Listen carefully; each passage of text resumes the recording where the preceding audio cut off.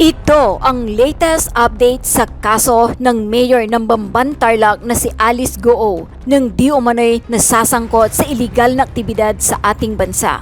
Hinamon ni Senator Sherwin Gatchalian si Bamban Mayor Alice Goo at ang hinihinalang ina nito na magpa-DNA test sa kabila ng issue ng kanyang nationality. Ayon kay Senator Win Gatchalian, ang resulta ng DNA test ang makakasagot sa maraming tanong kaugnay sa pagkatao ni Mayor Alice Goo.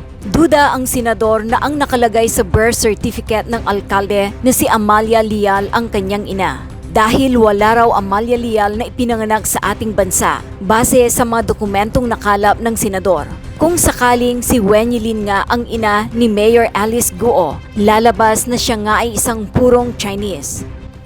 Tama yun, no? Nakita ko rin yung age gap nila.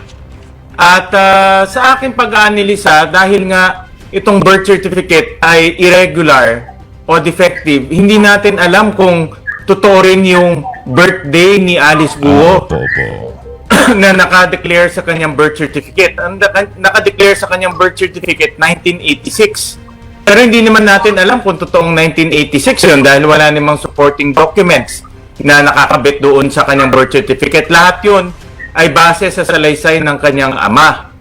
Kaya hindi natin alam kung yung impormasyon sa loob ay totoo o hindi. Pero sa aming pag-aanalisa, nakita namin na nagsinungaling talaga yung kanyang ama dahil nakasulat doon, name of father, ang sinulat niya, Angelito Go, pero ang pangalan niya is Guo Jiangjong. Nakasulat doon, nationality, sinulat niya Filipino, pero sa kanyang passport, Chinese national siya. Sinulat niya doon, tinanong kung kasal sila, sinulat niya kasal sila. So maraming impormasyon doon ay base sa kanyang salaysay na maliniman o kasinungalingan ang kanyang ginawa. Kaya even yung birthday niya, yung birthday ni Alice Goo, hindi natin alam kung totoo yun o hindi. Pangalawa, importante at dapat mag-DNA test silang dalawa para malaman natin totoo kung sila ay related o hindi. Dahil base sa mga nakakausap po dito sa Valenzuela, dahil nagrenta sila ng warehouse dito sa Valenzuela, may mga nagtrabaho sa kanila. Yung iba doon ay nakausap ko, iba nagkwento, at lumalabas ipinakilala na nanay niya. Ang kanyang English name o Filipino name nga is Winnie. Kaya hindi rin malayo to sa Wenyi. Yan naman ginagawa normally ng mga Chinese, di ba? Pag may Chinese name ka, tinatranslate to English. Kung may English name ka, tinatranslate sa Chinese. Kaya may mga ganitong circumstantial stories na dapat ma-validate through a DNA test. Hindi raw maalis ang posibilidad na banta sa seguridad ng bansa ang alkalde kung isa nga siyang Chinese. Matapos palutangin ni Senator Win Gatchalian ang posible anyang tunay na ina ni Bamban Tarlac Mayor Alice Goo. Inilabas ni Senator Risa Hontiveros ang mga dokumentong nagpapakitang hindi lang pala sa dalawa, kundi 7 kasosyo ni Mayor Alice Goo ang nagngangalang Wenyilin. Pawang family business ito, kung saan kasama ni Mayor Alice ang kanyang mga 2 kapatid, ama at si Wenyilin. Kaya tanong ni Senator Risa Hontiveros, magkakaanak ba silang lahat? Sa SEC documents ng QJJ Group of Companies ng pamilya Goo, makikitang sa iisang bahay lang din ang address ng pamilya Goo at Wenyilin. May source pa raw si Senator Risa Hontiveros ang nagsasabi na Winnie ang tawag sa nanay ni Mayor Goo. Tanong pa niya, bakit daw ito sinisikreto? Sa dokumento naman ng Bureau of Internal Revenue na ibinahagi ni Senator Risa Hontiveros, sabi ng senadora na katakataka ang mga birth date ng mga co-incorporators ni Mayor Alice Goo na sinasabing mga kaanak din niya. Ayon pa kay Senator Risa Hontiveros, si Wenyilin kasi 1971 daw ipinanganak. Kung siya raw ang tunay na ina ni Mayor Goo, 15 gulang lang siya noong manganak. At kung siya rin ang nanay ng isa pang kapatid ng alkalde na si Sheila Goo, 13 gulang lang siya noong manganak. Maliban lang daw kung gawa-gawa lang ito ng isang sindikatong Chino na pinayagan ng kawani ng gobyerno. Pinuntahan ang idiniklarang address sa BIR ng tatay ni Mayor Guo at Wen Yilin. Ngunit wala ang eksaktong lot number.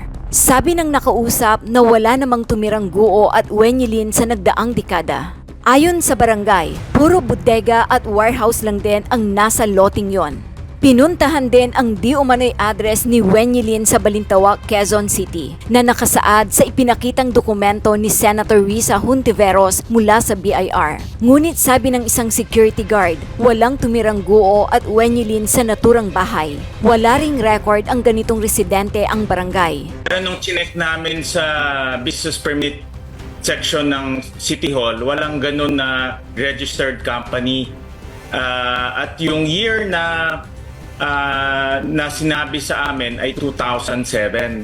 So, chinek namin yung 2007 records, wala kaming nakitang ganong na registered company. Sa darating na Miyerkules, magkakaroon ng executive session ang mga senador kasama ang mga intel agencies para pag-usapan ang pagkatao ni Mayor Alice Guo. Narito naman ang latest update ni Senator Win Gatchalian. Malalim yung mistero nitong si Mayor. Totoo yun. Guo. Ako, medyo may paggiling out doon sa pananaw ni Senator Win. Baka kasi yung information na nilagay doon sa birth certificate, Yes, hindi oo. rin tama. At yung kung halimbawa, sino ba yung naglagay nun? Yun, oo. Ugatin natin, balikan natin pati yung kanilang local registrar doon. Oo. Sino Sino yung ba humarap sa nagdeklara? kanila Oo. para magbigay ng impormasyon doon sa pamilya Guo. Yan. Or nasa Okay linya na na natin si- Senator Sherwin Gatchalian. Senator, May tanong si Weng, Senador yung bang Wen Yilin, patatawag din natin kasabay ng pagpapatawag po natin doon sa tatay ni Mayor Alice. Pag-uusapan namin sa committee yun kung ipapatawag siya dahil kung matatandaan natin, ang original resolution ay doon sa Pogo. Opo. Dahil nga in-expand namin tong investigation, lumabas na itong mga ibang issue. Pero pag-uusapan namin na kung siya ipapatawag. Pero kahit na hindi patawag, dahil itong mga ganitong kwento ay mabigat, ang aking panawagan kay Alice at kay Miss Wendy, magpa-DNA test sila. Dahil yan talaga ang magpapatunay na sila ay hindi related. Tinignan ko rin kasi yung flight records. Yung kanyang tatay na si Jiang Jonggo at si Wen Yi lumipad ng 140 times in a span of 7 to 8 years. So madalas silang bumabiyahe. At doon sa mga corporate papers, meron silang 14 na corporation. 7 doon, nandoon si Wen Yi bilang incorporator. Sa mga family business, normal yan eh. Diba? Yung kapatid mo, yung tatay mo, Mga nanay mo, incorporator kayo, no? Keep it yan ang within the yan family, no? Senator, Correct. yung pagpapa-DNA Dito test sa Valenzuela, normal yan. Dito sa Valenzuela, halos lahat ng family business, ganyan ang kanilang setup dahil nga family business. Family Opo, business. yung pagpapa-DNA test po, call lang po ito. Hindi, ito'y bagay na hindi po maioobliga ng Senado doon sa pamilya ni Mayor Guo. Hindi namin maobliga dahil personal yan. Kaya yan ang aming, kumbaga, hamon or challenge sa kanila na magpa-DNA test sila para malaman dahil ang kanilang kwento ay nawawala yung ina.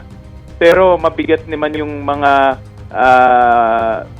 impormasyon na ipinakilala na ina niya ito. In fact, kay Senator Risa, meron rin ganun na nasagap siya. Kaya magandang magpa-DNA test sila para malaman ng publiko kung talagang sila ay related o hindi. Dahil ang DNA test is 99.9 accurate eh. Oo. At ito ay isang legal document. Pag halimbawa, mayroon kang kamag-anak at nagpa-DNA test ka, pwede mong gamitin sa korte ito para to claim na relative mo siya o magkamag-anak kayo. Tsaka magpapalakas ito doon sa posisyon ni Mayor Alice na totoo yung sinasabi niya. Di ba? Tama. Magiging pabor rin to sa kanya. Walang mawawala eh. Oo. Dahil yung kanyang kwento na kasambahay ina niya, lalakas naman yun. Itutuloy po ba ng Senado yung direksyon ng investigasyon na palawakin ito at instead na yung panawagan ng ibang senador? Balik tayo doon sa original intention investigation na Pogo. Kasi hugot ni Senator Coco Nawawala na raw po yung sa original focus. intention. Oo. Hindi tayo nawawala dahil dapat makita natin lahat ng personalidad na involved dito. ito ay isang tawag ko large-scale money laundering. At pag ganitong large-scale money laundering, hindi lang isang tao ang konektado dito. Maraming tao at merong nagbukas ng pinto, yung tawag ko enabler. Yung nagbigay ng oportunidad dito sa mga kriminal makapasok sa ating bansa. At sino Kaya yung enabler, importante- Senator? Sa aking pag-analisa, si Alice Go, potentially rin yung kanyang tatay na kasama dito sa mga sangkot at yung tawag ko nga, enabler o nagbukas ng pinto. Dahil hindi makakapasok to dito kung walang nagturo sa kanila paano ang pasikot-sikot sa ating bansa. At yung mga permit, napakita sa hearing 2 beses na si Alice Go ang nag-apply ng business permit, nag-apply ng building permit, siya rin ang nakakuha ng letter of no objection. Kaya hindi natin maalis na siya ay konektado dito sa Pogo at baka konektado sa money laundering. Okay, isang tanong na lang, Senator, bakit closed door? Bakit executive session yung Oo. susunod? Ongoing pa kasi itong investigation ng iba't ibang ahensya at hindi pa sila tapos sa kanilang investigation, pero meron na silang mga preliminary results. Kaya gusto nilang ipakita muna sa mga senador itong kanilang preliminary results or preliminary investigation. Pero sa pag natapos rin yan, ilalahad rin ng committee yan sa publiko para makita. Ito naman ay para lang mabuo yung larawan o yung picture kung ano yung nangyayari. At habang tuloy-tuloy sila nag-imbestiga, mayroon na kaming impormasyon na makakatulong sa aming hearing. I wonder, anong bago ngayon, Senator Sherwin? Anong bagong nadiskubre ng komite? Sa ngayon, Alvin, meron kaming mga executive session na gagawin. Ito yung mga meetings namin sa mga agencies, no, tulad ng Money Laundering Agency, Department of Foreign Affairs, Department of iba pang mga agency. Yun ang susunod naming hakbang. Kung nasundan natin yung pagdinig, yung hearing, maraming nag-request ng executive session. So, ibig sabihin, hindi nila pwedeng masabi yung kanilang mga na-discover sa hearing dahil ito ay tuloy ongoing pa yung kanilang investigation. So hindi mo na kasali yung general public kasi baka may sensitive information. Kumaga titigil muna kami kasi naka-monitor eh. Correct. Partner sa social media, grabe, ang daming memes ano. So stop muna for this week. Wala muna ng development. Wala muna for this week. In fact, ang executive session namin next week. Ito kasi nung last hearing namin, ang daming mga agencies humingi ng executive session dahil marami silang sensitive information or ongoing pa yung investigation or meron national security concerns. Normal yan sa mga ganitong klaseng pagdinig. Kaya para makompleto yung buong picture, para makompleto yung buong pag-aanalisa namin, bibigyan namin ng oportunidad itong mga ahensyang ito na makipag-dialogo sa mga senador through an executive session. Pero hindi po ba kaya dapat na mas lalong ang ipaalam dapat sa sambayanan? Diyaman din lamang na ibinukakan na ninyo ang lahat ng mga tungkol kay Alice Go at kung ano yung mga sitwasyon na medyo pinagdududahan natin. Bakit pagka ganyan na meron pala mga bagong impormasyon ay hindi kami privy to that? Dapat yata malaman din namin. Baka sensitive kaya. At pag sinabi mo sensitive, Senator, anong ibig sabihin nun? Like for example, may mga bagay na ongoing ang investigation. Okay. So hindi pwede munang masabi sa publiko dahil hindi pa tapos yung investigation. Baka pag masabi yan, yung mga iniimbestiga, tumakbo ng ibang bansa o magtago na. Baka masurog so may pa mga yung ganyan na investigasyon. cases rin. May mga cases rin of national security. No? For example, kung mayroong mga involved ang ibang bansa na nakikialam sa atin, hindi muna sinasabi yan, hindi mo na sinisiwalat yan sa publiko dahil may mga political o geopolitical sensitivity. So may mga ganitong dahilan, pero pag nabuo na naman yung committee report, lahat yan ay papasok doon.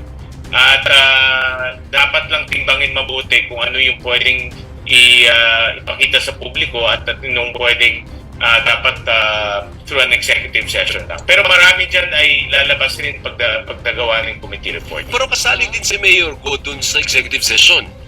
Hindi siya Hindi siya kasali. Dahil ito Okay. ay request lang to ng mga government agencies dahil nga may mga sensitive information sila na gustong ipakita sa mga senador para magamit rin namin sa pagbubuo namin ng pag-aanalisa at eventually yung committee report. Nagulat ako dun sa sinabi ni Tarlac Governor Yap.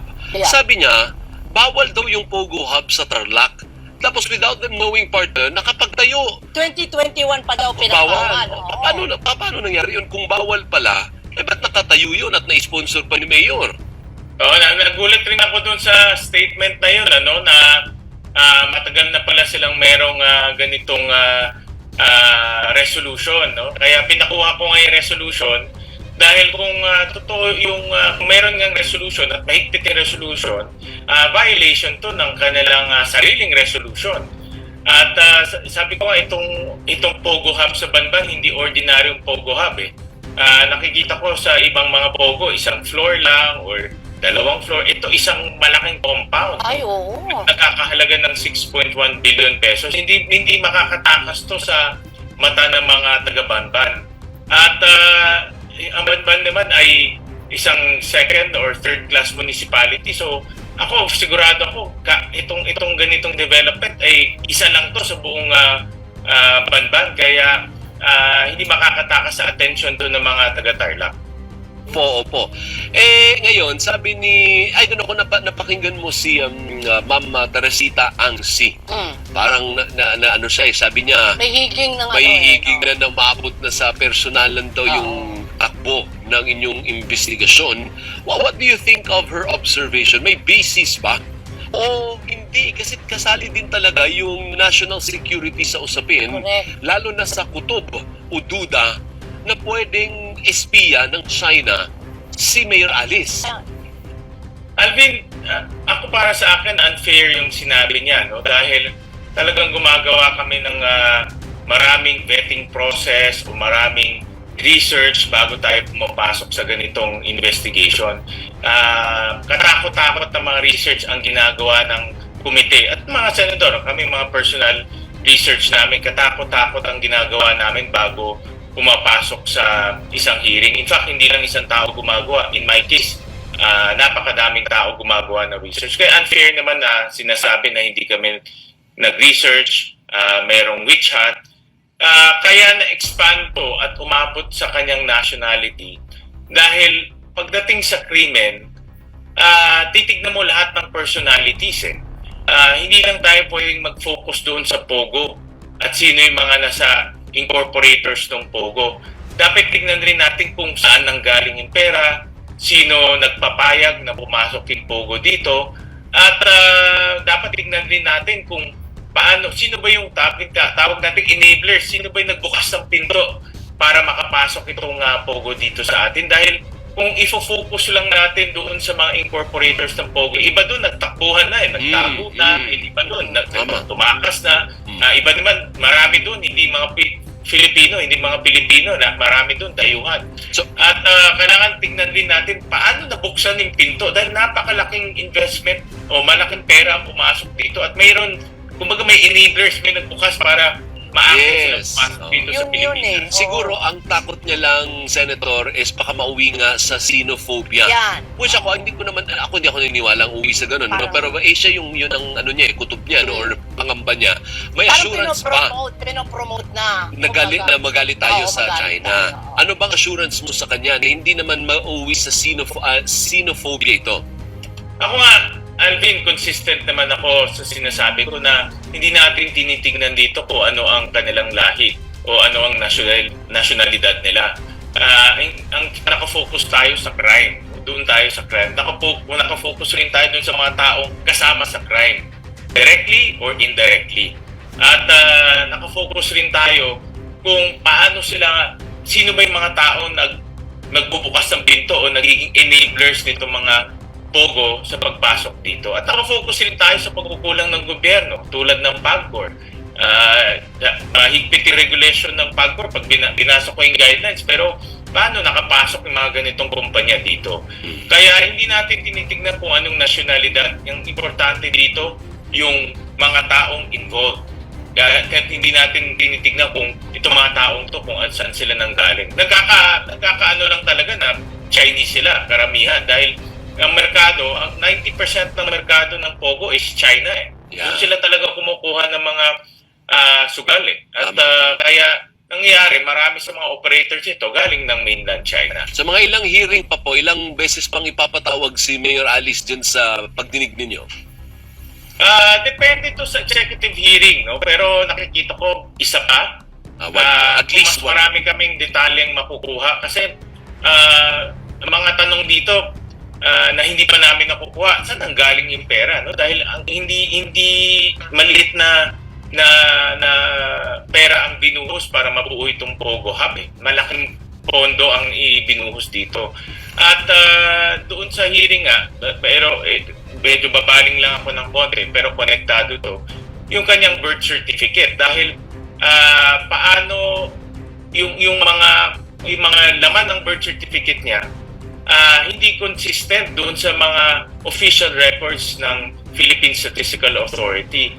Kaya ako, personal na aking pag-analisa, nagsinungaling yung tatay niya para makakuha ng birth certificate at magamit itong birth certificate makagalaw dito sa ating bansa at makapasok rin sa politika. Kaya yan ay isang anggulo rin na tinitignan dahil may posibilidad na konektado rin to sa Pogo. Sumagot na bang tatay? Di ba inimbitahin dapat yung tatay? Sumagot na po? Wala pang feedback ako galing sa committee pero yan ang isang taong iimbitahan po ng committee. Pati yung nanay. Sabi niya, di ba parang may panawagan, may lumantad panawagan. na yung nanay. Wala rin paramdam. Yung nanay, base sa records, parang imagination lang, walang tatay eh. No? Kasi kung wala kang birth certificate, ibig sabihin, hindi ko pinanganak dito. At sabi ko, nagsinungaling Alvin, kasi very simple eh. Pag tinignan mo yung birth certificate, nakasulat doon, name, nationality, kung kailan kayo kinasal. Kung name, isulat mo yung totoong pangalan mo, hindi ka mag-i-invento ng pangalan mo. Kung nationality, susulat mo kung Filipino ka o Chinese. Diba? Kung kasal ka, susulat mo kung kasal ka o hindi. Pero sinulat niya ibang pangalan, ibang nationality, at sinulat niya kasal siya na wala naman marriage certificate. Mayroon ng patunay. Ito na ang malinaw na patunay na talagang hindi Filipina. Ano? Hindi Filipino itong si Alice Guo. Talagang Chino. Chino nga talaga. Chinese itong si Alice Guo. Ito po ang lumilitaw na patunay. Salamat naman kay Senadora Risa Hontiveros at hindi nagpapatinag sa mga nagkokomentaryo sa kanyang ginagawang investigasyon tungkol dito kay Alice Guo. Kasi kahit si Senate Minority Floor Leader Coco Pimentel nagkomentaryo na sa kanya. Sabi ni Coco Pimentel, hindi na raw maganda ang tinatakbo ng investigasyon. Kasi daw nakafocus na daw kay Alice Guo, hindi na daw sa Pogo. Gayon din ang komentaryo ng bagong Pangulo ng Senado, si Chis Escudero. Ang mga Filipino-Chinese community, tulad ni Teresita Angsi, ang kilalang Filipino-Chinese civic leader, ay nagkomentaryo din. Witch hunt na daw ang ginagawa ni Senadora Risa Hontiveros, Zarzuela. Parang ano na daw, xenophobia. Diskriminasyon at ano na daw sa mga Chino. Buti na lang si Senadora Risa Hontiveros hindi nagpapadala sa ganyang mga komentaryo sa kanya. Tuloy ang kanyang ginagawang investigasyon. At salamat na rin kahit papano itong si Win Gatchalian ay hindi rin sumusuporta rin sa ginagawa ni Senadora Risa. Magkasama ang dalawa. Ngayon, sa pagkakataong ito mga kabunyog mga kababayan, mayroon ang lumilitaw talagang patunay na hindi Filipino citizen, kundi Chinese citizen, itong si Alice Guo. Lalong hindi siya Filipino-Chinese. Kasi pag Filipino-Chinese, pwedeng yung kanyang ama ay Filipino, kung kanyang ina ay Filipina, yun, Filipino-Chinese. Pero, ang lumilitaw dito, hindi po siya Filipino-Chinese, kundi talagang Chinese. Mga kabunyog, mga kababayan. Bakit natin nasabi talagang Chinese si Alice Guo? Mga kabunyog, ito magbibigay ako ng lecture tungkol sa law, tungkol sa batas. Ano ba ang batas tungkol sa citizenship ng isang tao? Ano ba ang mga ang mga law na sinusunod? May dalawang principles po o doctrines na sinusunod sa pagdetermine ng citizenship ng isang tao. Ang isa doon, yung tinatawag na jus sanguinis, at ang isa naman yung tinatawag na jus soli. Ano ang ibig sabihin ng jus sanguinis? Ano ang ibig sabihin ng jus soli? Pag jus soli, kapag ang bansa ay gumagamit ng prinsipyong jus soli kapag nagdidetermine ng citizenship, ang basis ng citizenship ng isang tao ay yung kanyang lugar ng kapanganakan. Yun, okay? Jus soli, kung saan ka pinanganak, yun ang citizenship mo. Kahit pa ang magulang mo ay iba ang citizenship, basta ang citizenship mo ay yung lugar na pinanganakan mo, ay kung saan ka pinanganak. Ayan, ano po? Kung halimbawa ng mga bansa na sumusunod sa prinsipal ng jus soli ay ang bansang United States of America. Jus soli po yan. Kaya halimbawa ako at ang misis ko, buntis ang misis ko, pareho kami Filipino citizen. Nagpunta kami ng US, pagdating doon siya nanganak. Ang citizenship ng anak namin, pwede siyang American citizen. Kasi usually ang tinusunod sa US. Kung pinanganak ka sa US, kahit ang magulang mo ay Filipino, ano yan, ang citizenship mo, pwede kang bigyan ng citizenship ng Amerika kasi doon ka pinanganak. Yan po ang tinatawag na jus soli. Sa Pilipinas, ang sinusunod nating prinsipyo ay ang tinatawag na jus sanguinis. Ang citizenship ng tao sa Pilipinas ay depende sa kanyang magulang. Kaya yung unang contention sana ni Alice Guo na ang kanyang ama ay Chinese, Filipino-Chinese. O kaya hindi, dati Chinese, may pagpapakilala Chinese. Pero may panahon pa ngang pinakilala ni Alice Guo, Filipino daw. Filipino-Chinese. Pero Filipino, may Chinese blood. Pero mayroon ding nagsasabing Chinese ang kanyang ama. Okay, kung Chinese ang kanyang ama o kaya Filipino, pero ang ina niya ay Filipina, kasi ang pinapalabas nga ni Alice Guo, pinapalabas nila ang kanyang ina ay hindi niya na naabutan. Iniwan siya maliit pa. Iniwan siya maliit pa. Pero Filipina daw. Tapos nung bandang huli may drama pa. Filipina ang ina niya pero ayaw niyang makilala kasi hindi niya na daw nakilala kasi kasambahay. Kasambahay. Patulong ang kanyang ina pero Filipina citizen. Ngayon, kung ang kanyang ina ay Filipina citizen, ang kanyang ama ay Filipino-Chinese o kaya Chinese, Filipina siya kasi either sa kanyang ama or ina ay Filipina. Yan po ang principle ng jus sanguinis. Yung US, usually, kung saan ka pinanganak, yun ang citizenship mo. Sa Pilipinas, hindi po tayo usually, jus sanguinis tayo. Ngayon, ang lumalabas, ang ina ni Alice Guo, base sa mga ebidensya, Chinese. Kung ang ama niya ay Chinese, ang ina niya ay Chinese, hindi siya Filipino. Kahit pa siya pinanganak sa Pilipinas, hindi siya Filipino kasi hindi naman tayo sumusunod sa usually. Okay? Malinaw po, Kung ang kanyang ama ay Chinese at ang kanyang ina ay Chinese din, pero dito siya pinanganak sa Pilipinas, kung usually tayo tulad ng Amerika, Filipina citizen siya.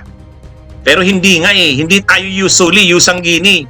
Kaya dapat either sa kanyang ina or ama or pareho, Filipino. Ang problema nga, yung ama niya ay Chinese.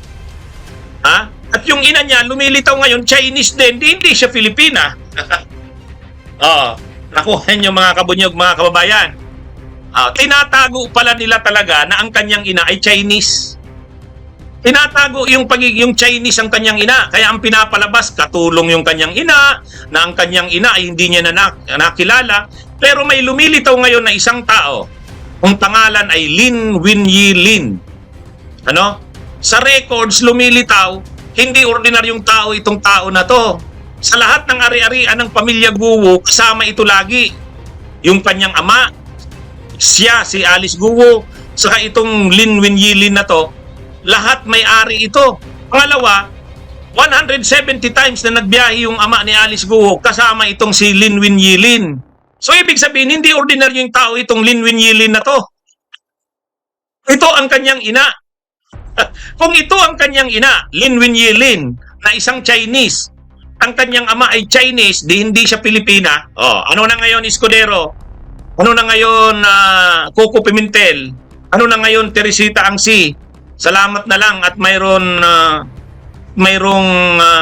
Risa Hontiveros at kahit papano, sinusuportahan din ni Win Gatchalian. Lumilitaw talaga, ang ina niya ay Chinese. Ha? Nagpaliwanag na ako ng konti tungkol sa law, ano? Yung mga principle sa pagdidetermine ng citizenship. Dalawa po, ius sanguinis, ius soli. Sa US, ius soli.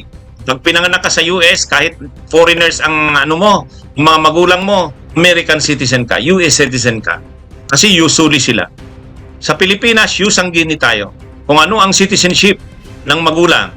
Kung ang ama niya, yung si Jiang Xionggo ba yun?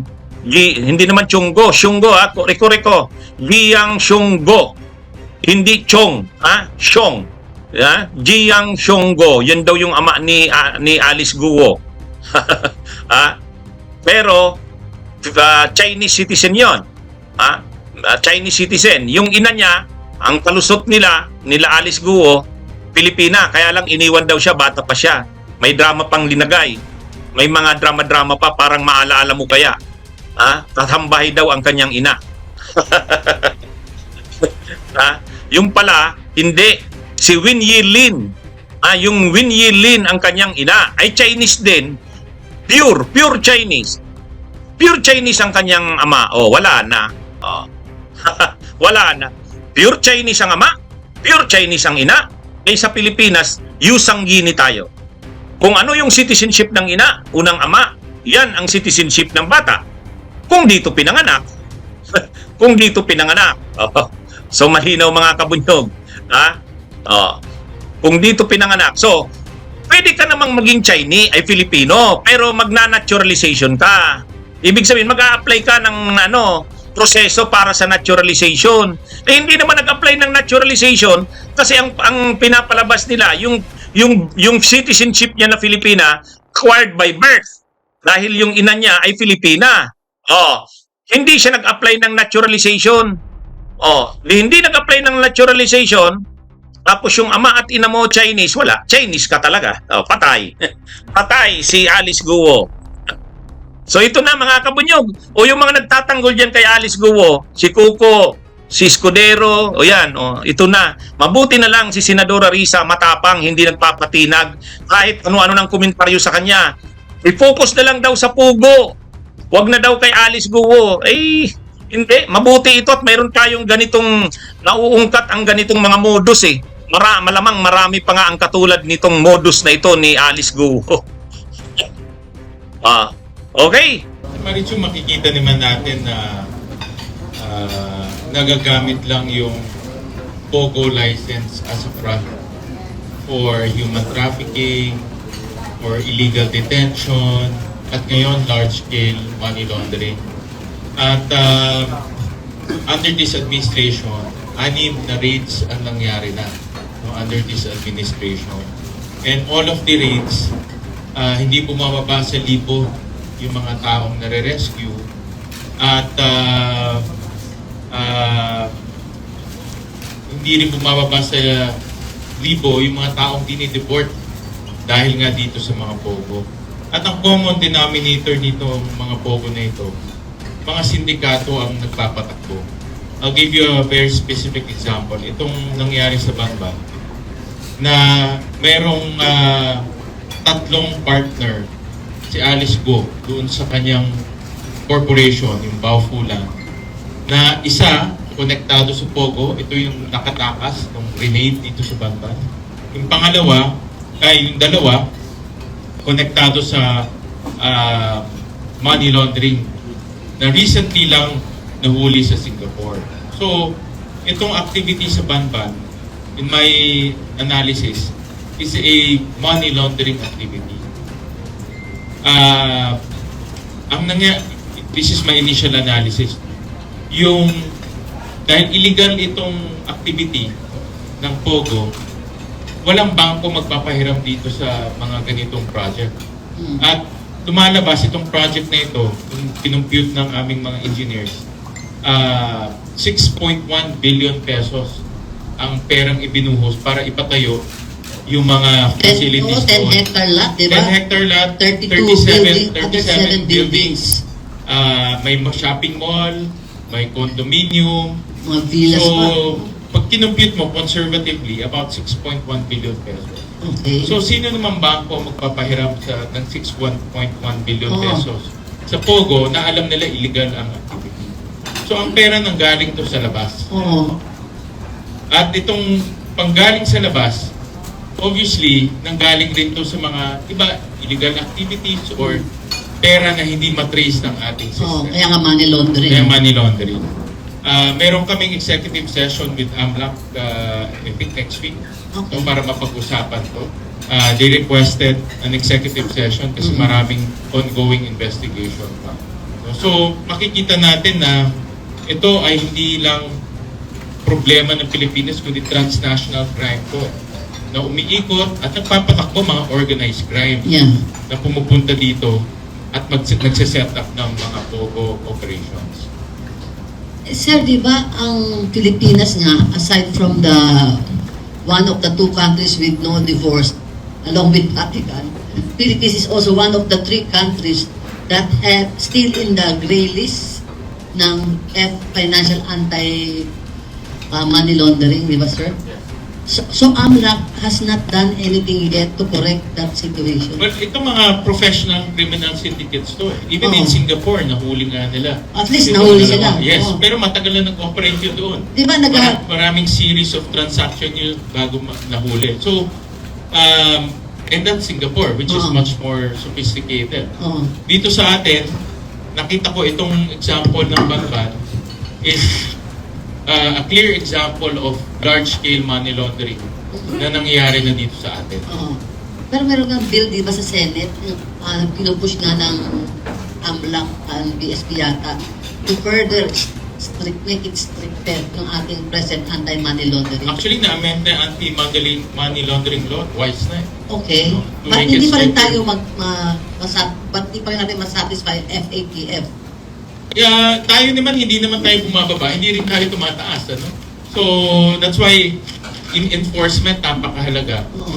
At importante na yung ating AMLAC, alert sila at nag-investigate mabuti. Oo. At mabilis. No? Yes. Kasi marami, ang pag-movement ng pera, napakabilis. Yes. Napakabilis, kaya importante na mabilis yung kanilang operation. Yes. Yung sinasabi mo executive session, hindi kay Mayor Guo pa rin o for the separate For Pogo? the entire, yung issue sa Banban, yung Oo. Pogo sa Banban, Oo. but pag-uusapan na namin yung buong Pogo investigation. Oo. Kasi sabi ni Senator Caberos, who's the primary Committee. on the illegal trafficking, human trafficking and illegal detention sa Pogo. Tapos yung another resolution mo rin. So, sama-sama na yun sa next, kailan ba nakaset yung executive session? Next week, I think middle of next week. Kasama dyan yung mga national security agencies. Kasama na national security agencies, AMLAC, Department of Foreign Affairs, AFP. Bureau of Immigration. Oh, So, kasama na siya. So, it's a multi-agency executive session. Yung mga nag-request sila. Kasi yesterday, the PNP disclosed that they are now officially looking into intelligence reports on Mayor Guo as being a member of the CCP, Chinese Communist Party. Well, ngayon, dahil ito ay this is a transnational crime with many facets, everything is possible. Nakikita ko, lahat posibleng mangyari. Especially when you talk about money laundering. Dahil yung money laundering, ang pinanggagalingan ng pera marami. Pwedeng galing yan state-sponsored, pwedeng galing sa drugs, pwedeng galing illegal activities. Kaya hindi dumadaan yan sa regular banking system natin dahil ayaw nila matrace. Dahil merong illegal o merong irregular source yung kanilang income. Pero nakakatakot pa, sir, di ba? Meron na nga tayong narco-politics na nakikita naman natin, hindi nagbabago ang threat dahil andyan pa rin yung mga shabu trafficking sa atin. And now we have this pogo politics. Yan ang nakakatakot dahil yung perang pumapasok malaki.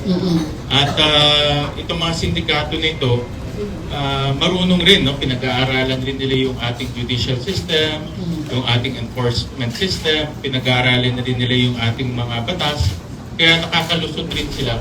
At alam rin nila na kaya nilang maglagay o manuhol para meron silang protection sa iba't ibang ahensya. But your bill, proposed bill to remove the tax privileges of Pogo, will that address the problem? Meron kasing dalawang bill, tatlo including mine. The first two bills calls for outright ban of Pogo. Okay. And Sino then, yan, sir? si kay Senator Cayetano at Senator Villanueva. Okay. Alan Cayetano. And yung bill natin will complete the repeal and ban of Pogo kasi hindi na rin doon sa unang dalawang bill, hindi nasama yung taxation side. At ang nagbigay ng legal personality sa Pogo is through taxation. You're taxing it because the law views it as a legal business. Yeah. So when you remove the taxation, in effect, wala na siyang legal basis. Ayun pa naman ang pinagmamalaki ni Senator Congressman Joey Salceda noon na upfront may bayad agad ang taxes. Pero sabi ko nga, Pogo workers lang yun, hindi yung Pogo entity. Yeah, pero pag you have to look at the entire picture, hindi lang yung kanilang ibinabayad na buwis. No? Tingnan rin natin yung krimen, tingnan rin natin yung dala-dala nilang mga criminal syndicates. Hindi tatahimik yung bahay natin. Hindi tatahimik yung bansa natin dahil... Bahay nga, bahay. Hindi tatahimik yung bansa natin dahil nandito sila nag-ooperate. Pero sir, ang Pogo will that... Kasi ang pagkor kay rebranded it at sa Picos dahil naging controversial pinalitan, naging DCF. Ngayon, naging ang pagkor ni-rebrand nila yung Picos, yung Pogo into internet gaming licensee. IGL. But it's the same banana. No? It's the same banana. What will happen now to Pagcor if that Pogo is removed? Well, Pagcor will continue to... First of all, dapat ihiwalay na yung regulatory and operations ng Pagcor. Yes. Pagcor should purely be regulatory. Ito rin isang problema na nakikita namin, especially dito sa Banban Classic. Sabi nila dun sa hearing, high risk itong Pogo na ito, pero and yet pina-operate nila ito, hinayaan nila mag-operate, dahil sa kabilang banda, kumikita rin sila. So we have to really divide divide Pagcor to purely regulatory. Tanggalin na yung kanyang operational aspect. Yung operational, ihiwalay na yan. So mag-create ngayon another body? Mag-create ng another body, but for the better. No, for the better. In fact, yung operation, pwedeng private na yan kasi marami na nag-operate na private companies yan. So, in other jurisdiction, ang gobyerno, purely regulatory lang. Ang piniklaim ni Mayor Guo, how can she, kasi dapat ang sa kanya local governance, why did you fail to check the illegal online hub scam doon? Ikaw in charge sa local governance. Ang defense yata niya, sabi niya, may Pagcor naman sa loob eh. Sila yung nag-regulate eh. Totoo yun na may Pagcor. That's why, in my opinion, dalawa ang may liability and accountability to. Pagcor and also the local government unit. Kung makikita natin, I'm sure nakita nyo sa news, yung Pogo Hub, nasa likod lang ng municipal hall. Yeah. Hindi naman siya parang ganito Maynila na napakalayo na hindi mo makita. Pangalawa, ang Banban is a third-class municipality. Isa lang ang mataas na building doon, yung Pogo Hub rin. Hindi naman napakadaming matataas na building doon. And ang nahuling tao doon, almost 600 foreigners, 300 Filipinos. In and out, 600 foreigners, 300 Filipinos, in and out of the Pogo. So, in other words, dapat meron ng suspicion.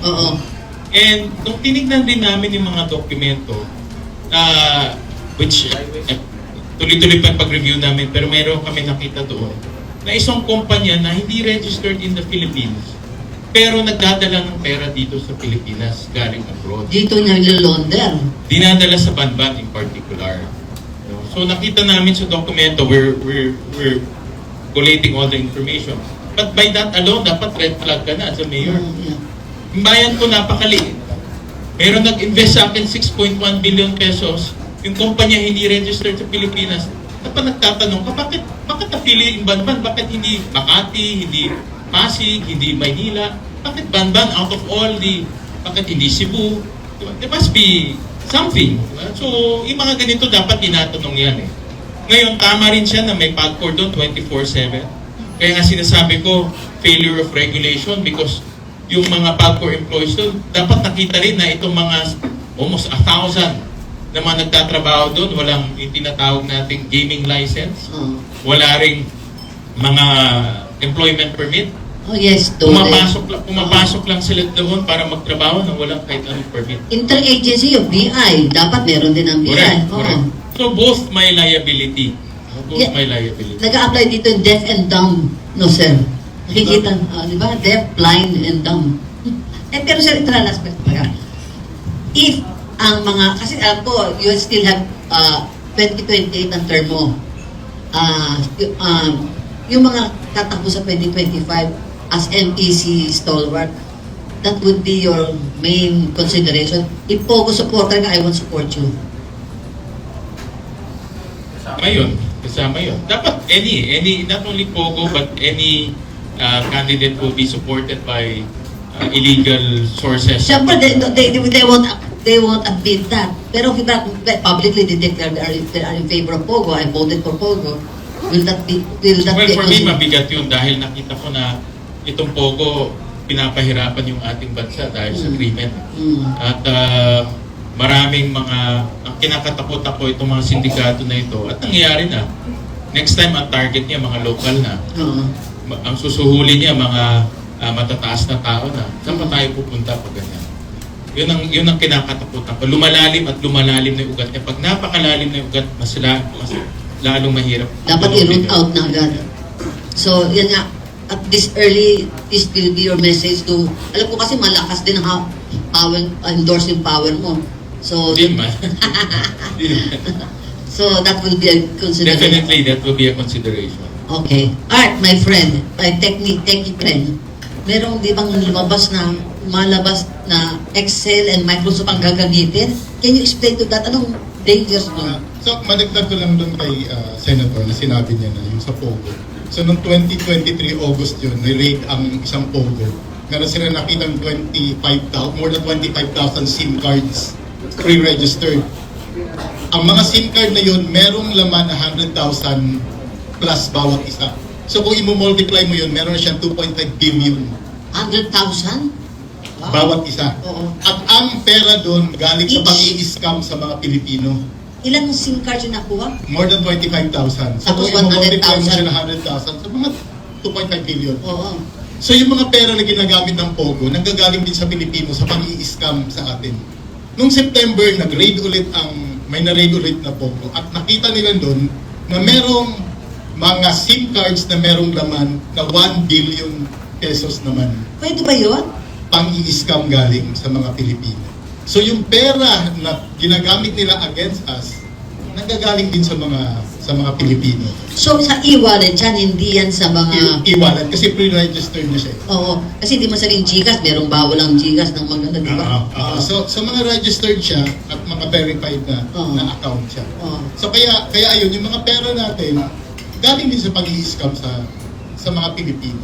Buti kung nahuhuli, kaya sa katulad na nagagawa niya, nahuhuli ng CICT. Oo, yung iba nahuhuli kasi nagre-report kagad. Ang isang malaking problema pa dito, yung mga website na pinupuntahan natin na ginagamit pang scam, nung tinignan namin yung mga website nila, ang gamit na language, kasi meron HTML language, di ba? Makikita mo yung language, ZH-CN. Ibig sabihin nun, Chinese language with mainland origin.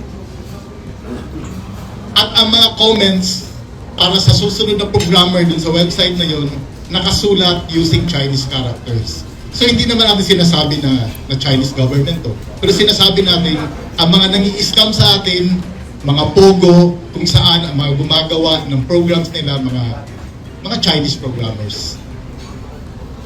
Kaya pala yung kailang mga ini-enroll sa Cagayan, English language. mga PhD na sila eh. Oh, Di ba, okay. mga PhD, kaya inaaralan lang nila English. Okay. So going back to the question na yung Excel and so nagulat nga ako kanina ko lang nalaman na gagamit, i-integrate ng bagong system dito sa Comelec yung Word saka Excel. So ito yung mga third-party software na hindi siya designed for safe elections para sa election. Kasi itong mga software na to, third-party siya, meron din siyang vulnerability. So as a cybersecurity professional, hindi ito dapat payagan kasi iba yung system na to, hindi siya specifically designed for elections. So kung meron tong butas, na malamang meron kasi na-hack tayo because of Word, may mga macro na nilalagay, dapat hindi ito payagan. So merong cybersecurity issue dito. Pag totoo, confirm ba yun na merong Word Nabasa ko and na eh. Excel? Nabasa ko nabasa din. ko. Kanina ko lang nalaman. So ito yung concern namin sa cybersecurity industry. Na meron siyang third party software na hindi specifically designed for the elections. Concept solution ba yun, Congressman Erice? Hindi ko po alam, pero yun yung IT arm ng Miro, yung Oo. concept solution, na wala naman sila talagang experience in running election. So ano nakita niyo doon sa, tapos sabi mo nakita mo na yung prototype nila eh. Yung prototype machine na yun, kinonbine nga yung OMR sa yung DRE. Oo. Yung pinaliwanag ko po kanina, hindi pa nagagamit yun sa buong mundo. At yun yung pinagbabawal ng Section 12 of the Automation Law. Pero nagamit na yung DRE, nagamit na yung Individually. Individually, yeah. Individually. hindi Pero siya- actually, yung Ah. DRE nila, hilaw eh. Kasi ang DRE, parang McDonald's lang yan eh. Pipindot ka lang ng order mo. Parang wala nang ballot box dapat yun. Dahil pipindutin mo lang kung sino yung boboto mo, bibila ka na yun. Pero ang ginawa nila, ang hindi ka pipindot, hindi ipapakita yung balota mo na pinasok sa machine, na papupunta sa ballot box, papakita muna.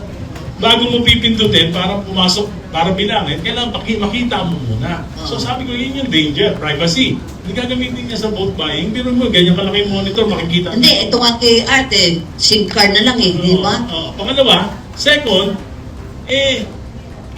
para i-review mo, i-review mo yung 12 senador, isang congressman, isang governor, isang vice governor, isang mayor, isang vice mayor, 6 na bukal, 6 na konsehal, tapos party list, it will take time. Yeah.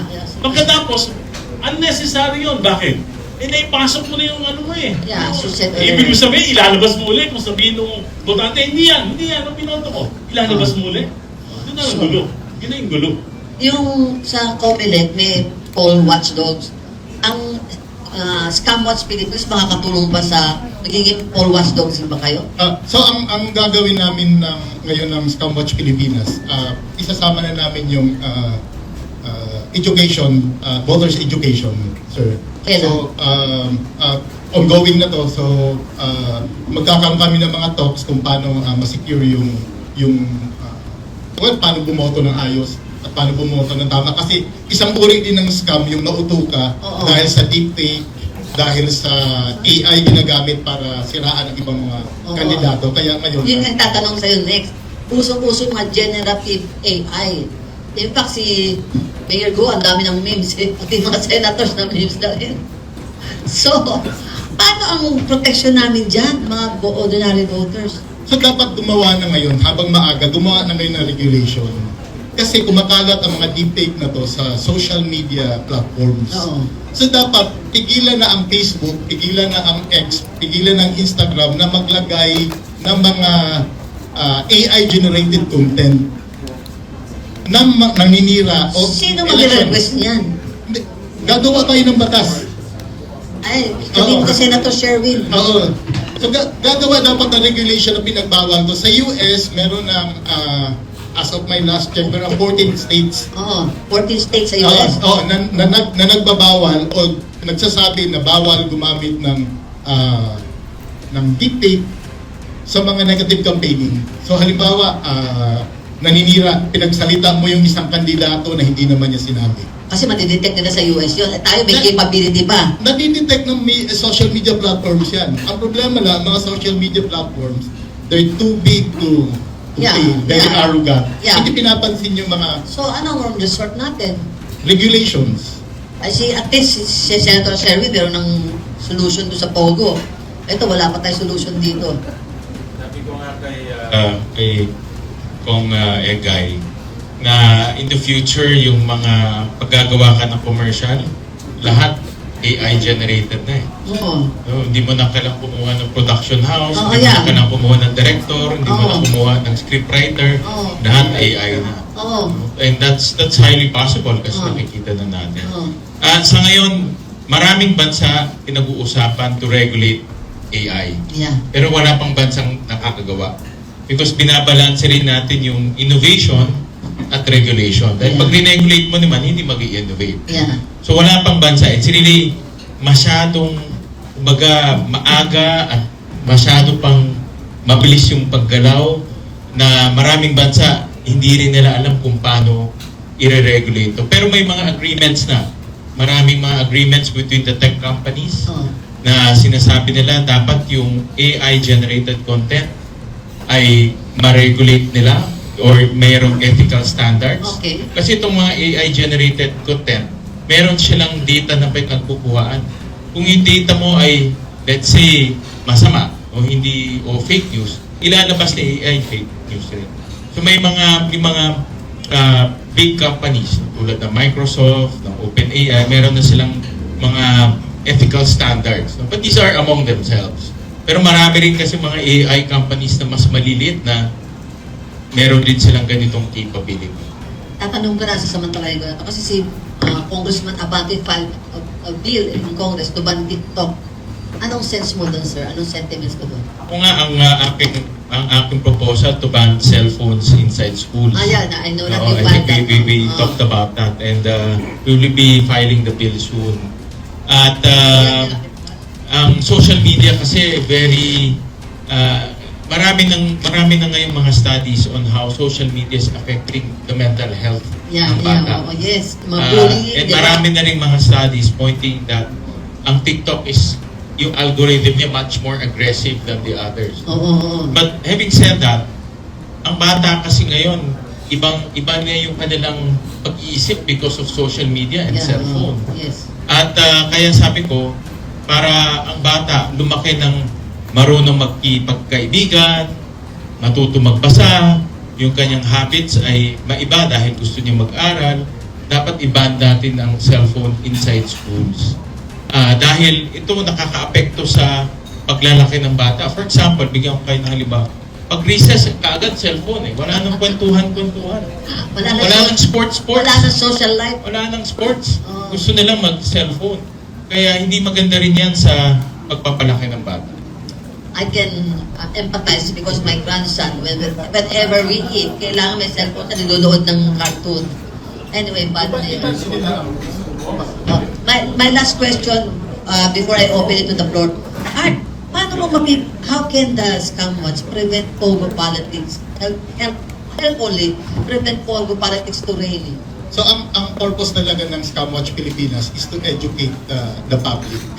Also we're opening. Pero you must agree with me that people, Pilipino siyempre, pera yan, mas Oo. So nahihirapan easy talaga. money. Nahihirapan talaga kami lalo na yung pag nag-educate kami na wag niyo tong papakulan kasi scam to. Pero pag may nangako na yung 6,000 mo, magiging 65,000 in 3 hours.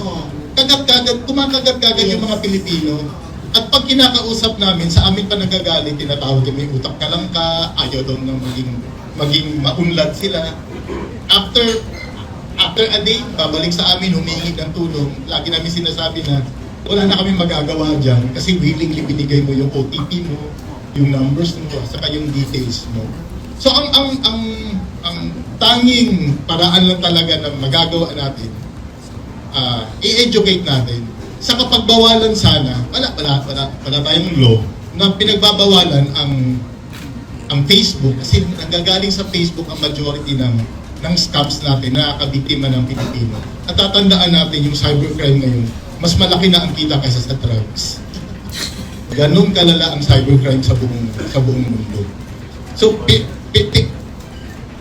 yung Facebook, laging meron mga sponsored posts kayo makikita na ino-offer kayo ng cryptocurrency, ino-offer kayo ng trabaho. Naku, mga scam po yan. Iwasan po natin yung mga yan. Pero kahit anong educate namin, nagkakaroon pa rin ng problema. Kaya nung in-invite kami ng Senate, ang proposal namin, dapat isama to sa curriculum. Sa Israel, grade 3 pa lang, meron na silang cybersecurity.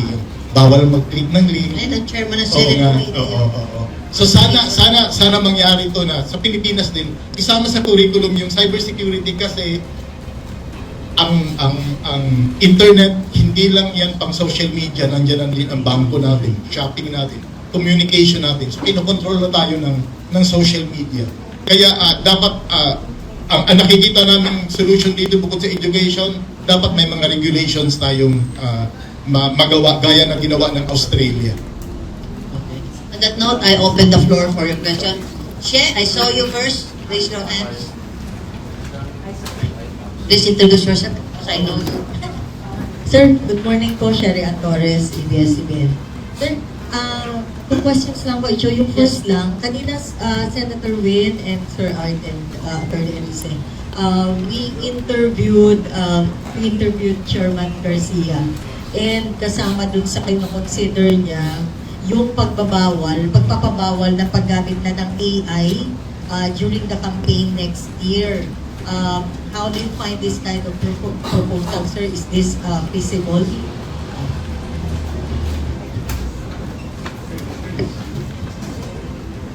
Pwede ba accommodate nun by administration? Pwedeng yung regulation, pero yung paano mo i-regulate? Kaya nga. Yung kandidato, may lumabas na gano'n, sabihin niya lang na hindi naman galing sa akin yan. Diba? So, parang ano lang yan, parang poster, bawal dito, kaya naglalagay pa rin. Ang sabihin ng kandidato, hindi naman ako naglagay niyan, yung kalabang ko. Maraming loopholes, no? So, sir, dapat siguro pagbawalan yung source niya. So, ano ang mga source ngayon ng mga AI-generated content? Social media, Facebook, X, saka Instagram. Si Mark Zuckerberg nga. So, yun nga, may pinakita ko kay Icho kanina na sumasayaw si mga senators ng ano. Na memes na. Na TikTok yun, ang TikTok, di ba? O pwede pa nilang anihin yung sa TikTok, kaya pakita mo kay Senator Zuckerberg. I think, Chair, we have to clarify rin kung ano yung ibaban sa AI. Dahil masyadong malawak ang application ng AI. Nasabi ko nga kanina, hindi malayo na you can ask AI, pwede mo sabihin, gawa mo ako ng commercial, gagawa ka niya ng commercial. So, may mga applications na legal, pero may applications rin na illegal. For example, gumawa ka ng advertising laban sa kalabang ko. Then yun, bawal yun. So we need to really narrow down kung ano ba yung pagbabawalan. At admittedly, ang AI ngayon is a moving target. Every day nag-e-evolve ang AI. Kaya dapat ang regulator, katulad ng COMELEC, mabilis rin. Pinag-aaralan nila ano yung application at nakikita nila by 2025 ano ba yung pwedeng gawin ng AI na sisira sa ating eleksyon. Dahil may mga application rin naman na pwedeng na positive. Pero may mga applications rin na negative. So yun ang dapat ma-pinpoint specifically. Last question, sir. Senator Win, kasi kahapon merong survey, informal survey, si Senate Pro Tem Chingoy about divorce. Can we get your side on this, or your stand on divorce? Yung House version, hindi ko pa nakikita, to be honest about it. So I cannot comment on the House version. So, masyadong maaga pa. Senate, hindi ko pa rin nakikita because hindi naman siya masyadong napag-uusapan internally, to be honest about it.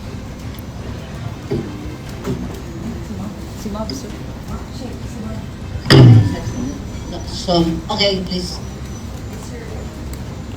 Sir Ma'am Gonzalez from GMA. Send you file the reso about multinational. Can you tell us a little bit kung ano po yung natanggap ninyong info and allegedly connected daw po ba ito sa Bamban? May mga homeowners na pumunta sa office namin nung narinig nila itong issue sa Banban at na rinig nila yung hearing namin tungkol sa POGOs.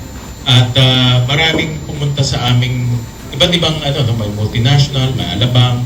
At ang kanilang complaint is number one, yung overcrowding ng mga bahay. Dahil may mga bahay raw na 30, 40 yung mga nakatira doon. At natatakot sila kung ano ba yung kung may 40 kang tao doon, hindi normal yun sa isang bahay. So, yun ang natatakot sila doon. At meron ding mga issues na nakikipag-away sa security guard. May issues rin na mayroong mga escort ng police. So, may mga ganun na issues. And marami ring mga allegations na konektado ito sa POGO. Dahil nga sa gabi dumadating or lumalabas yung mga sasakyan. So meron ding mga issues of may mga naaresto ng mga local police. So we want to look at that angle also. Hello. Sir, dun sa resto nabasa ko po na parang supposedly baka daw po itong mga naaresto doon ay mga nakatakas from Bamban. That is a possibility. Meron mga ganun na news reports at information kami na konektado dahil marami kaming nakitang mga, for example, may mga nahuli doon sa Banban na nahuli na doon sa Pasay Pogo. Pero hindi na file lang ng kaso kaya nakawala. Pero nag-reappear siya doon sa Banban. So, marami kaming ganun. May mga nakita kaming pangalan na nahuli sa Clark, di ba? May na-raid sa Clark, tapos nakita dito sa may Pasay. So, ang aming sense, itong mga sindikato na ito, umiikot lang sila. At of course, nakatira sila sa mga ganitong villages. So, may mga ganun na reports kami na gusto namin tignan. Because yun ang aming kinakatukutan na itong mga sindikato na ito, nakatira sa mga villages natin, they live among us. No? At hindi mga ordinaryong tao to. For example, yung nakatakas sa Banban, meron na siyang warrant of arrest sa China at sa iba pang bansa. Pero nandito siya nakatakas. Ito yung tao, nung nag-raid yung PAO, pumunta siya doon sa tunnel at nakatakas siya via the tunnel. So, hindi siya mahuli ngayon. If you remember, pinapatawag ni Alice ko at sabi nga natin, hindi natin mapapatawag dahil fugitive siya ngayon, nakataka siya. Pero anong pangalan, sir, daw? It's, Huang, we'll get it, no? Ang last name is Huang, but I will get the exact name. Dapat lang. Yung itong si Mr. Huang is one of the incorporators ng Baofulan, kung saan si Wang Ziyang, Wang Ziyang, tama, si Wang Ziyang, na partner siya ni Alice Go. Direct partner siya. Kaya nga, 3 out of the 4 partners si Alice Go, lahat merong warrant of arrest. Pero sabi niya, nag-divest na siya noon when she became But when this was being, when this was being set up, nandoon siya. She was the president of Baofulan. She was the applicant for Hongsheng. No, her name, andun lahat, pati yung building permit, nandun yung pangalan. Chinek ba niyo kung talaga nag-divest yan? Doon sa bagong general information sheet, iba na yung pangalan. So most likely, nag-divest siya. At hinihingi namin yung sale purchase agreement kung talaga may gano'n. Sir, last question na lang po. Sir, may nakarating na pong info sa inyo, may pogo rin daw sa Cavite. Which particular, kung yung... Marami pang operations ng pero pogo nga daw dito. sa OBP, office. Maraming nag-operate. Kasi may malaki, may Pogo Hub, may maliit rin. But according to the enforcers, marami pa silang sinasurveillance ngayon. So, in other words, marami pang mga ganitong Tsaka problema, legal sila. Ang problema kasi kahit sinasurveillance sila, kung walang magko-complain, kagaya dito sa Banban, nakatakas yung isang Vietnamese, hindi sila makakakuha ng search warrant. Kung hindi strong ang evidence sila, hindi sila makakakuha ng search warrant. Kaya matagal bago sila nakakapag-raid. Saka ito pa problema na napanood ko sa social media interview kay Tarlac Governor Susan Yap. Kasi last week guest namin si Tito Sen, siya chairman ng MPC, your party. Towards the end nga yung nakatanong ko sa kanya, by the way sir, ano ang stand mo sa Pogo, ano? And in that context nabi niya, Mayor Go is part of the MPC. So we asked Governor Susan Yap to investigate kasi we will determine if she can be retained as MPC. So, the point is, anyway, it's about, paano yan sir yung magiging consideration din ba ang Pogo your Pogo, whether you're in favor of Pogo or not, the MPC? Definitely, dahil importante na mga membro namin ay member in good standing at members of good moral conduct. No? So, and legitimate Filipino. And legitimate Filipino, of course. Because, so, yun ang prinsipyo ng NPC na yung mga membro namin nakakatulong at maayos sa mga membro. Ayun, naalala ko na tanong ko. Kasi sabi mo, hindi wala pang complaint. Sabi ng Governor Susana, napakinggan ko interview niya kahapon, sabi niya, we cannot initiate any investigations yet or not a formal investigation yet because there's no complaint against her. Actually, they can do motu proprio investigation as a province, no? Dahil narinig ko doon sa kanyang interview na meron na pala silang Pogo ban resolution. Meron na. So, meron na silang Pogo ban resolution. So, ang tanong, bakit nakalusot pa itong mga Pogo na ito? So, it will go up to her. Yes, kaya narinig ko sa kanyang interview, meron na silang resolution on banning Pogo, which is good. Ngayon, ang tanong, bakit nagkaroon pa ng mga Pogo? Dalawang Pogo sa Banban, yung Hongsheng at yung Junyuan. Kasi yung Hongsheng napasarado, di ba? Yes, nasarado na yun. Tapos nagbukas ulit to another name, yung Junyuan. So, kaya dapat maimbestigahan nito ng probinsya dahil meron na silang resolution. This is a violation of their resolution. So what is it talking about na wala pa ng formal complaint against her? At motu proprio pwede silang mag-investigate dahil ang mga municipal mayors under the provincial autonomous government. sila. Pero sa MPC, as NPC member, pwede nang din, motu proprio. Yes, kung talagang ang gusto kasi ng NPC, maayos na membro. Especially pagdating sa moral conduct. Yes, and Tito Sen told us, si Tevez nga, in-house namin eh. Yes. Doon na naman ng MPC. Tama. Kaya nabiro ko siya, wala pa kayong vetting process dyan sa MPC? Meron din kaming internal na investigation, meron din kaming internal disciplinary actions, so meron naman tayo. Anong position mo sa MPC? I'm part of the advisory board, yung advisory council. So, I'm part of that. National Advice. Okay. Sir, after, I think 8 hearings po na, tapos twice dumalo si Mayor Go sa hearing niya. Ano ba, sir, so far yung nakikita yung conclusion na involvement ni Mayor Go, tsaka ano yung initial assessment sa past 2 hearings? Ang personal assessment ko, yung father niya nagsinungaling para ma-declare si Alice Go as Filipino. Dahil nung tinitignan ko yung kanyang birth certificate, dahil ang birth certificate niya, father niya yung gumawa. Nakasulat doon, name of father. So, dapat isilagay mo doon yung totoong pangalan mo. Ang totoong pangalan niya in the passport is Go Jiang Jong. Dapat yun ang inilagay niya. Nakasulat rin doon sa birth certificate, citizenship. Doon, meron siyang Chinese passport, dapat dinagay na doon Chinese, pero linagay niya Filipino. Then nakasulat doon kung kailan kinasal. Meron siyang date kung kailan kinasal. Pero doon sa iba-ibang birth certificate, iba-iba ang taon ang nakasulat doon. So this is consistent across 4 birth certificates of allegedly her children. Si Sheila Go, si Shimen Go, at merong bagong na-discovered taga Caloocan. Si Wesley Go.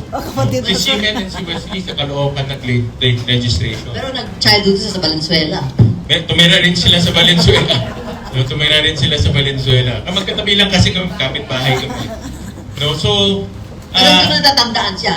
Di ba lang siya natatandaan? Hindi ko maalala, sir. Di ba sabi niya? maalala. So, my point there is may deliberate and conscious effort na magsinungaling at mag-supply ng wrong information. At ngayon kasi ang birth certificate natin napakatibay. Yun ang basic document hinihingi ng lahat. Pag kukuha ka ng passport, birth certificate hihingin. Pag pa-file ka ng candidacy, pag chinek mo Filipino ka, pag tinignan yung ebidensya, birth certificate. It's a very powerful document. Pero napakadali naman doktorin. Oo, may sindikato din daw sa PIE. Meron din nangyayari rin yan. Unfortunately, yung taong tumanggap ng records or tumanggap ng application na Angelito Go namatay na.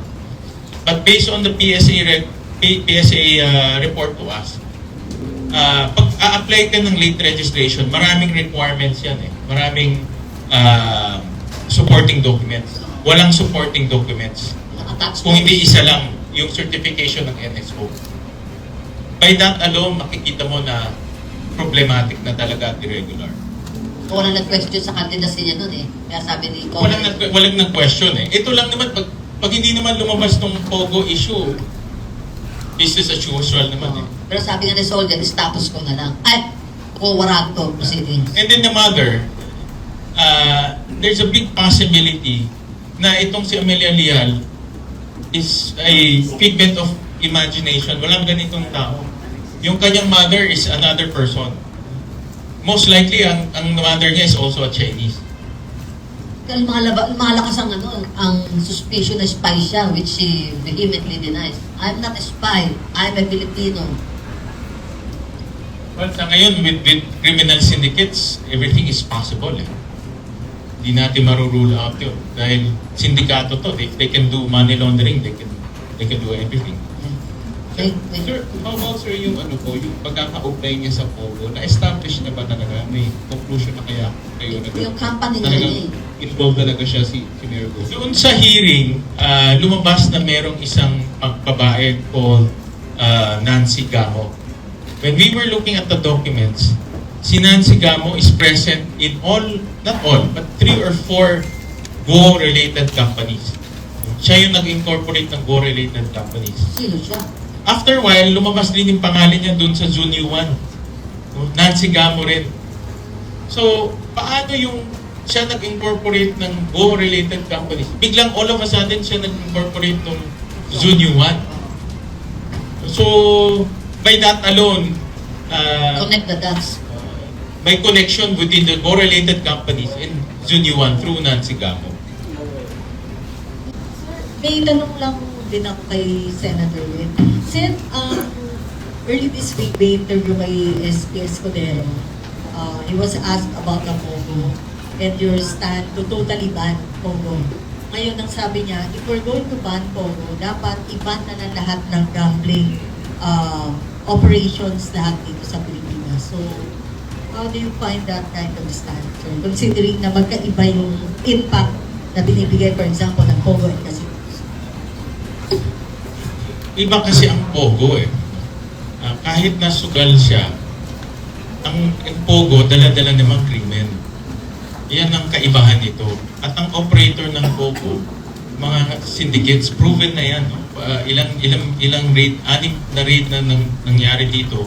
Lahat ng mga nahuli, may kaso sa abroad, nagtatago dito, mga pugante. Devil's advocate lang, So sir. iba sila eh. Devil's advocate lang, sir.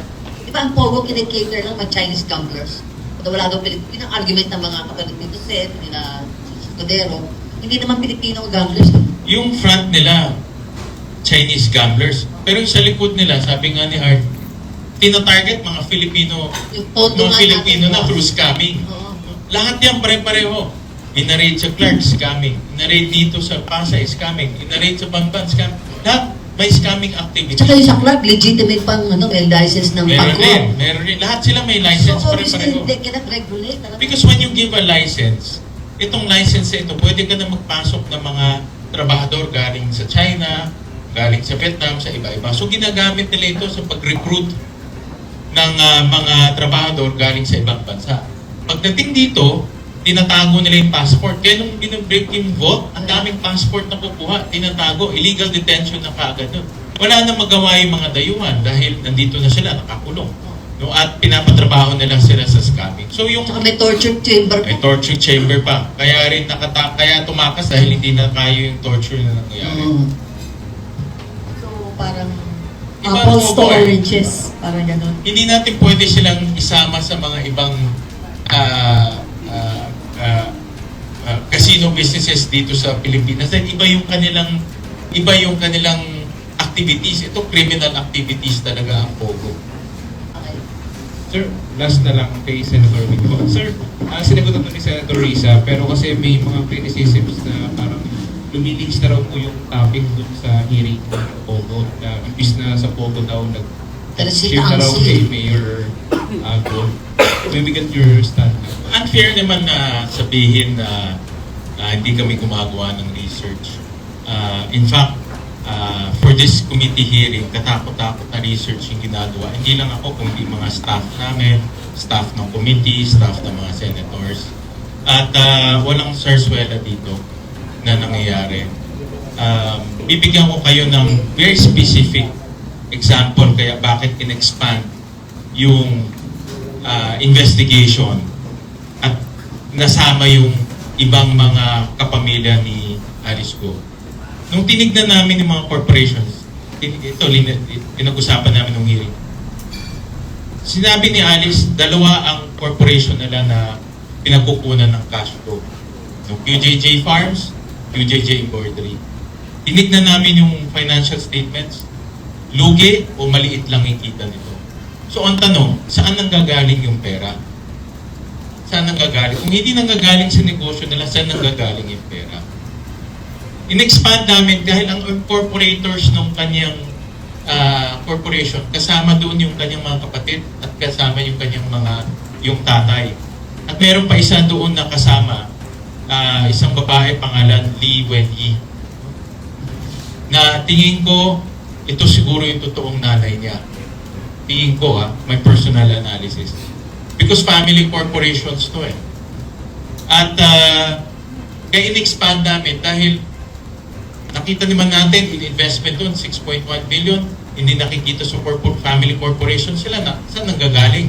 Baka personal investment to ng tatay, baka personal investment to ng mga kapatid. We have to look at that angle also. Ano yung 6.1 billion, sir? Yung cost ng buildings.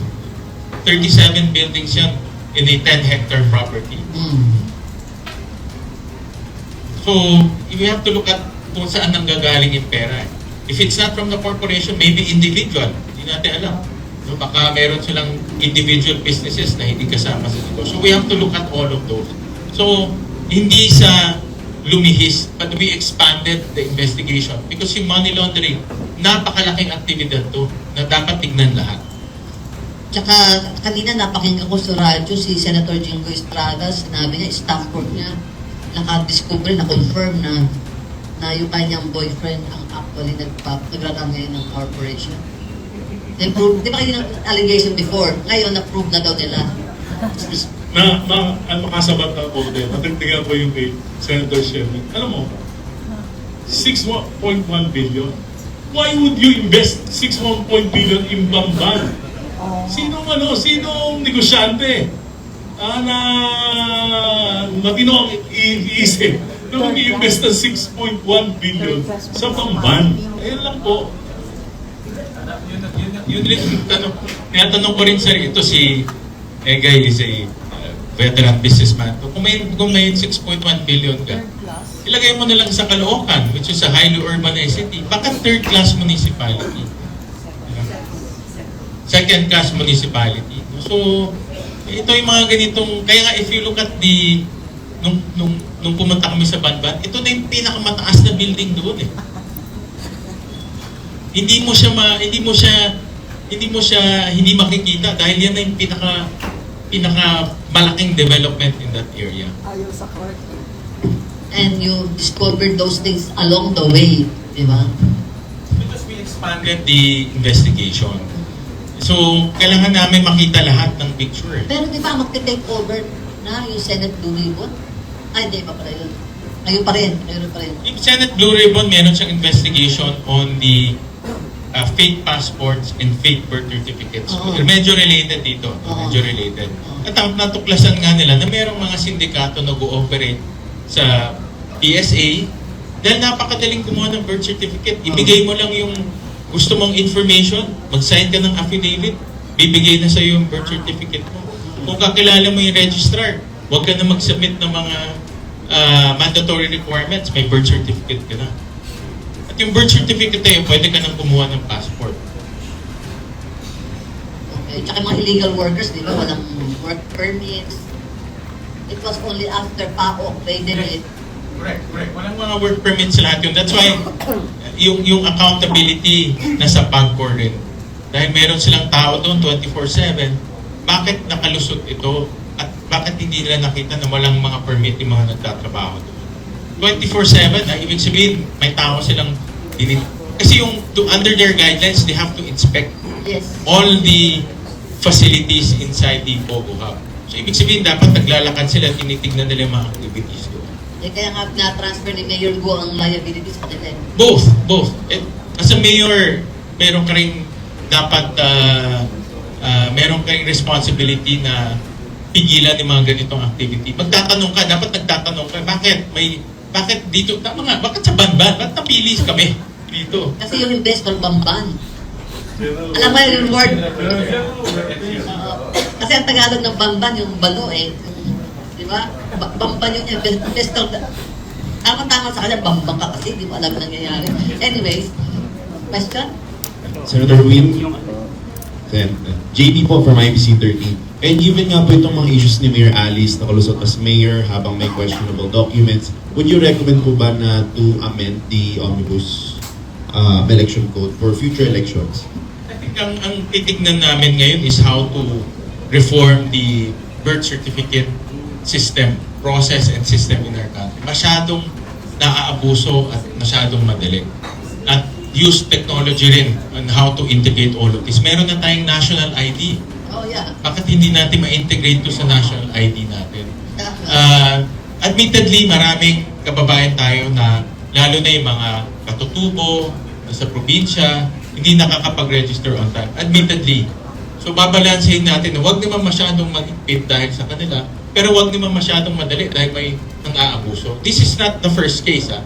Merong 67 cases or 60 plus cases sa PSA kung saan ang mga birth certificate puro peke at nabigay sa mga foreigners. So, hindi ito isolated cases. Naaabuso talaga yung pagkuha ng birth certificate. Ang delikado lang ngayon dahil sa birth certificate, pwede ka ng kumandidato. Nanalo kang mayor, congressman, pwedeng senator, even presidente. Tapos, later on, matutuklasan na yung birth certificate mo pala peke o defective. So, dapat i-reform yung pagkuha ng birth certificate at yung process ng birth certificate system natin. Send advice na lang sa COMELEC para masiguro nga na transparent yung mga candidates natin tsaka tama yung iboboto ko ng mga tao pa. Kasi ang pagiging kandidato, ang requirement lang naman Filipino is and read and write and then pwede ka ng and ministerial ang COMELEC. Ibig sabihin, tanggap lang sila ng tanggap. Unless mayroong mag-file ng kaso, tsaka lang sila aakto. Pero ministerial lang sila. Presumption of regularity lang sila. Ang suggestion ko, Senator Sherwin, siguro tingnan din natin yung yung campaign finance report. Tingnan nyo, sa Bamban, ang balita ko doon, before 2022, ang gastusan doon maliit lang. Pero nung 2022 election, 10 million daw. Kaya nga, out of nowhere, magpa-register ka, 2021, kandidato ka mayor, panalo ka. So, ako, 15 years old pa lang po, kumakandidato na ako. 5 beses ako natalo, 7 beses ako nanalo, nakakampanya pa rin ako. 15 years old kasi SK ka. SK. Yung pinaka-honest na election. Kasi taasan lang ang kamay. Sa school. Sa eskwelahan. SK. Taasan naman ang dati mo? Taasan lang po. When was that? 1975. Kabataan pa lang. KB. Okay. Sure, Yes. Sir Win, bilang member naman kayo ng Board of Advisors ngayon sa MPC. Sir, ano yung i-recommend nyo as far as Alice Go is concerned? Ako personally, from what I am seeing, and this is my personal take, na ma-expel siya sa NPC because connected siya sa Pogo and yung kanyang birth certificate is irregular and also invalid because of the source of information. But para sa akin, yung pag-a-apply niya in behalf of Hong Sheng puts her in direct connection with Hong Sheng Pogo Company, which is yung unang na-raid. So, hindi natin pwedeng tanggalin na wala siyang connection doon. Kasi siya yung nag-apply. In fact, meron ring letter kami nakita. Inamin nung dating mayor, siya yung kausap on behalf of Hong Sheng. Paano yun? You're going to formally recommend or you will just air your views to the parties? I will air my views as a member of the advisory council, and importante na ma-maintain namin yung integrity ng members ng mga NPC, no? Or this will set a bad precedent. And in fact, nung kumandidato siya in 2022, hindi naman NPC yung kanyang certificate of candidacy, no? Yung kanyang independent siya. Nung nanalo siya, normal naman pag nanalo ka, umaalyado ka sa ruling party, umalyado siya sa NPC dahil ang buong Tarlac NPC. Yun na sabi mo dito. So from your end, keeping her in the party, ano yung nakikita niyo repercussion? Nakikita ko dyan, it will set a bad precedent. And it's not the type of members that we want for our party. Importante yung mga members namin ay mataas ang kanilang integridad, good moral conduct, and importante rin na hindi nasasangkot sa mga ganitong kriminalidad. No shenanigans. Kasi kaya nga si Tevez na house eh. Okay. No more question? Last na? Hello po. Hi ma'am. Hi to Senwin po. Sir, hello po, Harleen Delgado of UNTV. Sir, pardon this other Senate related topic. Yesterday po, according to Senator Joel Villanueva, around 3 to 4 members of the Solid 7 are willing to join the minority bloc. Sir, may we know personally, are you inclined to join the minority or not? Thank you. Pag-uusapan namin to, Harleen. Itong break na ito, gagamitin namin yung panahon para mag-usap ng mabuti. Para sa akin, ang importante ay paano natin maipasa yung ating mga priority measures, lalo na in education, in ways and means. So, paano natin magagawa yan? So, pag-uusapan namin mabuti pa. But I talk to him almost regularly. But dapat mapag-usapan lang naman sinsinan. Senator Sherwin Gatchalian. Ako ay nananawagan sa ating Pangulo na ibat na ang Pogo kaagad. Dahil palalim ng palalim yung ugat nitong Pogo at yung kriminalidad ay palala ng palala. Pwede ba i-ban outright? Pwede nang i-ban outright. Executive decision lang ito, Marichu. At ang kinakatakutan ko na pumapasok na rin sila sa politika.